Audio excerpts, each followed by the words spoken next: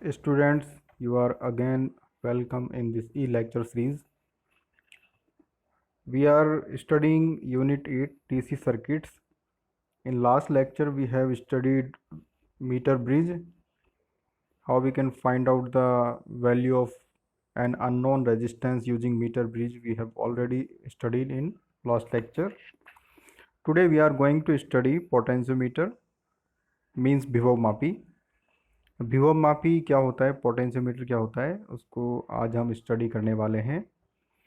विभव मापी एक ऐसी युक्ति है जिसकी सहायता से किन्हीं दो बिंदुओं के बीच में एग्जैक्ट पोटेंशियल डिफरेंस कितना है उसे ज्ञात किया जा सकता है.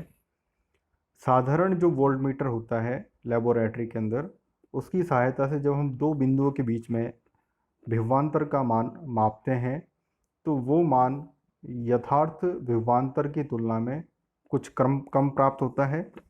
उसका कारण है कि जब हम एक साधारण वोल्टमीटर को दो बिंदुओं के बीच में पोटेंशियल डिफरेंस यानी विभवांतर मापने के लिए प्रयुक्त करते हैं तो ये एक स्कीमेटिक सर्किट है कि how we can measure the potential difference between two points across a resistance.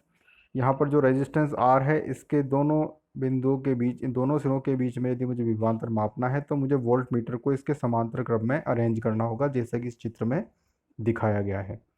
अब ये जो वोल्ट मीटर है इसका खुद का अपना कोई कंस्ट्रक्शन है और उसकी जो मैकेनिज्म होती है उसके लिए इसको कुछ करंट ड्रॉ करनी होती है जिसके कारण ये कार्य कर पाए. तो जब परिपथ में इस शाखा के अंदर I धारा आ रही है तो ये वोल्ट मीटर खुद कुछ धारा को ले लेता है. I1 धारा यदि ये वोल्ट मीटर ले लेता है तो जो रेस्ट ऑफ करंट है यानी कि बची हुई धारा है I माइनस I1 वो रेजिस्टेंस R के थ्रू प्रवाहित होगी. इसका मतलब अब मुझे जो पोटेंशियल डिफरेंस मिलेगा इन दोनों सिरों पर, प्रतिरोध के दोनों सिरों पर जो मुझे पोटेंशियल डिफरेंस मिलेगा वो कितना मिलेगा, I माइनस I1 R. जबकि पोटेंशियल डिफरेंस कितना होना चाहिए था, IR. लेकिन जैसे ही मैंने वोल्ट मीटर को अरेंज किया तो धारा का मान कुछ कम हो चुका है यहाँ पर, क्योंकि कुछ धारा वोल्ट मीटर ने ले ली है.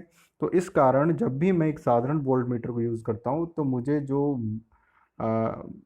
मेजर्ड जो पोटेंशियल डिफरेंस है वो एग्जैक्ट पोटेंशियल डिफरेंस की तुलना में मुझे कम मिलता है. V exact is higher than, greater than measured. तो एक साधारण वोल्टमीटर से जब भी हम विभवांतर का मापन करते हैं तो वो कुछ कम हमें प्राप्त होता है. तो इसीलिए हम यहाँ पर विभव मापी का उपयोग करते हैं. और विभव मापी का जो प्रिंसिपल है वो क्या है, potentiometer do not take any current while measuring the potential difference, hence potentiometer works based on no deflection method. या जो पोटेंशियोमीटर है, विभव मापी है, वो धारा का मापन करते समय वो विभवांतर का मापन करते समय परिपथ से कोई भी धारा नहीं लेता है और इसी कारण यह एग्जैक्ट पोटेंशियल डिफरेंस को हमें माप कर दे देता है.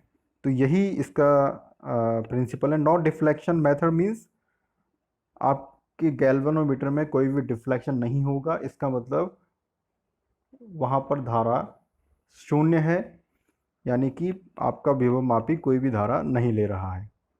अब पोटेंशियोमीटर का जो एपरेटस है वो यहाँ पर देखिए आप. ये एक स्कीमेटिक व्यू है जो आप लैब के अंदर, आपके लेबोरेटरी के अंदर जो पोटेंशियोमीटर देखते हो, इसके अंदर 10 मीटर लंबा कांस्टेंट का वायर होता है. अब चूंकि 10 मीटर लंबा है तो हम बोर्ड को 10 मीटर लंबा तो बनाएंगे नहीं, तो हम क्या करते हैं, 10 मीटर लंबे वायर को, तार को 10 राउंड के अंदर इस वुडन बोर्ड के ऊपर इस तरह कस देते हैं. ये 10 टर्न हो गए, यहाँ पर 10 राउंड हो गए, तो ये टोटल लंबाई इस वायर की हो गई 10 मीटर. और साथ में इस वुडन बोर्ड पर ये जो तार हमने कसा हुआ है इसकी पैरेलल में 1 मीटर लंबा स्केल लगा दिया जाता है. ये एपरेटस का एक व्यू है. साथ में नीचे एक परिपथ चित्र दिखाया हुआ है. यहाँ पर AB जो वायर है वो पूरी 10 मीटर लंबाई का वायर है जिसको हमने यहाँ पर स्ट्रेट फॉर्म में दिखाया है. साथ ही इस ए बी तार से एक हमने प्राथमिक सेल कनेक्ट किया हुआ है, एक कुंजी है और एक रियोस्टेट की सहायता से इस परिपथ को पूरा किया गया है। ये जो परिपथ है A B C D A, इसको हम बोलते हैं प्राथमिक परिपथ, पोटेंशियोमीटर का प्राथमिक परिपथ और the primary circuit of the potentiometer. इसी प्रकार ए बी तार को यदि हम देखें तो यहाँ से हमने नीचे की तरफ एक और सर्किट यहाँ बनाया हुआ है। यहाँ पर ई एक सेल है जिसका विद्युत वाहक बल मानो मुझे ज्ञात करना है, और इसको मैंने इस प्रकार अरेंज किया है कि कुंजी की सहायता से, एक दूसरी कुंजी की सहायता से इसको गैल्वेनोमीटर से कनेक्ट किया, और गैल्वेनोमीटर का जो दूसरा सिरा है जोकी की सहायता से इस ए बी तार की पूरी लंबाई पर कहीं भी स्पर्श किया जा सकता है, कनेक्ट करवाया जा सकता है।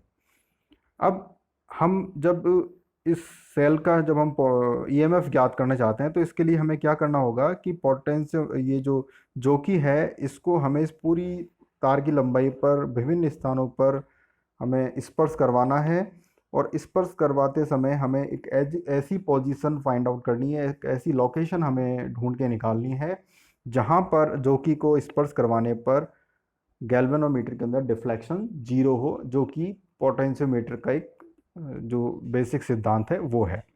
तो आइए अब इसको हम देखते हैं कि किस प्रकार इसकी कार्यविधि है। If V is potential drop at wire AB and sigma is the resistance of unit length of wire AB, then the potential drop at L length from point A will be VL is equal to sigma LI।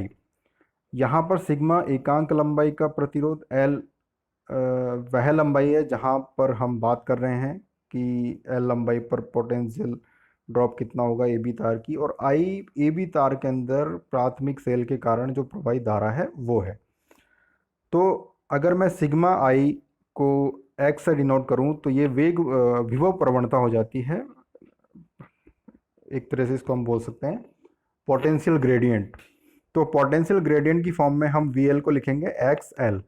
तो यदि मुझे potential gradient पता है और मुझे L लंबाई मिल जाती है तो मैं VL की वैल्यू ज्ञात कर लेता हूँ।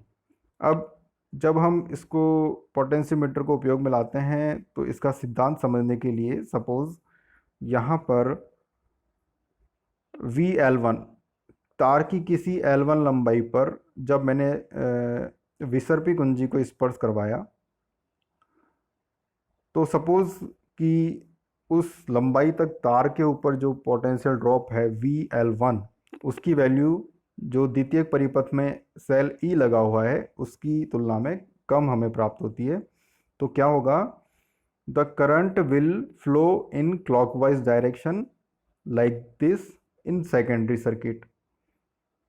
ओके, आप इसको समझिए कि यदि यहाँ पर किसी पोजीशन पर L1 पर स्पर्श करवाने पर यदि इस लंबाई के ऊपर पोटेंशियल ड्रॉप VL1 E की तुलना में कम है तो डोमिनेट कौन सा EMF करेगा, ये वाला।